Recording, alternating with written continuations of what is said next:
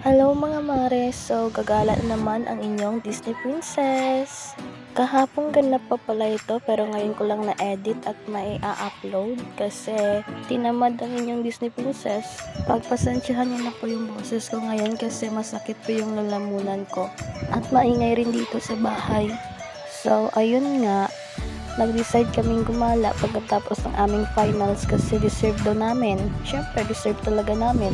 Sa ilog na pala kami gagala at tatambay kasi yun yung pinag-usapan nila. Kaya susunod na lang tayo kung ano yung decision nila. Alas 3 nga pala yung call time namin pero mag-aalas 4 na ito kasi kakagising ko lang, natulog pa ako. Nag-shortcut na nga pala kami at kasama ko nga pala yung best friend ko at tinahanap namin yung mga kaklase ko kung saan sila. Kasi hindi ko alam kung saan sila pumwesto kaya eto hanap kami ng hanap.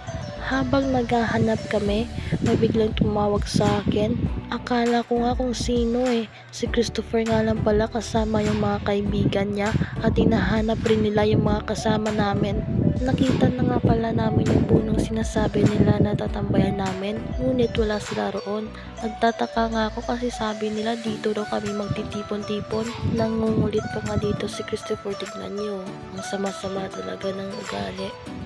Ang mga kasama niya pala hindi namin kaklase, ewan ko nga ba kung sino itong mga to.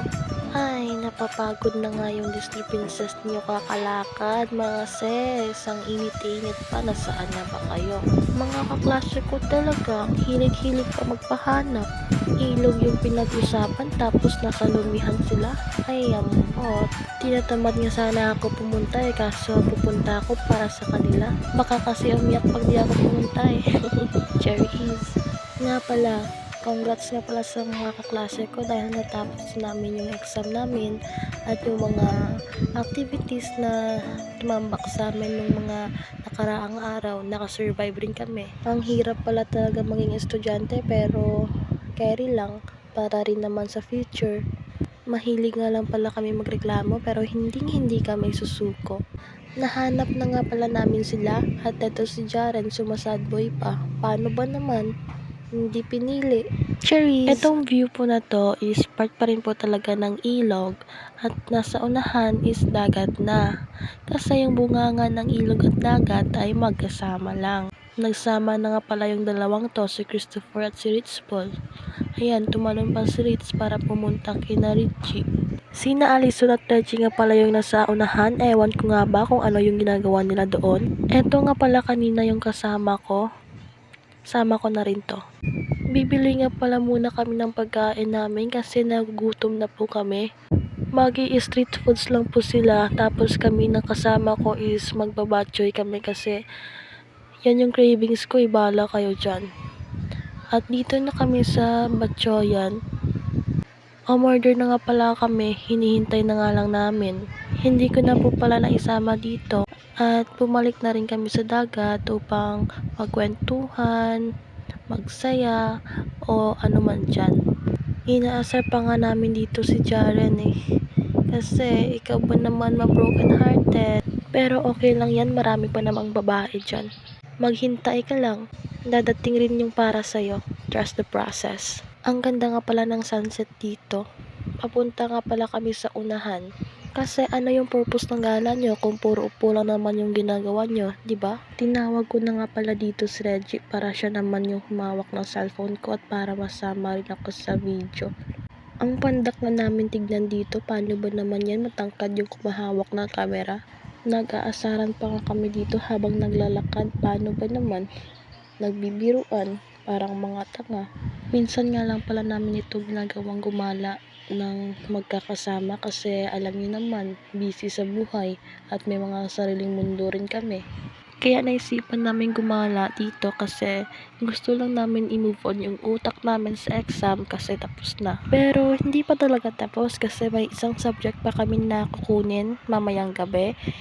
Online kasi yun Magsa-sem break na nga rin pala kami pero hindi kami natutuwa kasi as ABM student, gagawa pa kami ng application letter at magpa-practice pa kami para sa aming job interview.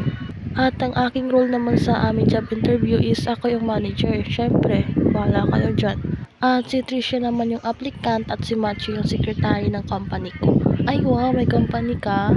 Siyempre manager nga 'di ba? Pero okay lang kasi hindi na kami kukuha ng finals sa ABM, pero long test kukuha kami. So balik tayo. Habang naglalakad nga kami dito, is masakit na yung damdamin ko. Paano ba naman?